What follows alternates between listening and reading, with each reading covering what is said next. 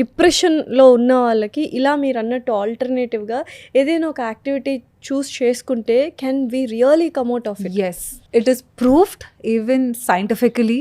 Even మీరు ఎవరైనా psychiatrist అన్నా సైకాలజిస్ట్ అన్నా వాళ్ళని మీరు even if you consult them వాళ్ళు కూడా ఇదే మాట అంటారు. Do something that makes you happy. That can be singing, dancing, specially any physical activity. మీకు స్పోర్ట్స్ అంటే ఇష్టమైతే స్పోర్ట్స్ ఆడండి, badminton, cricket, volleyball, football, anything, swimming, but some kind of physical activity. You know it changes the way you look at things.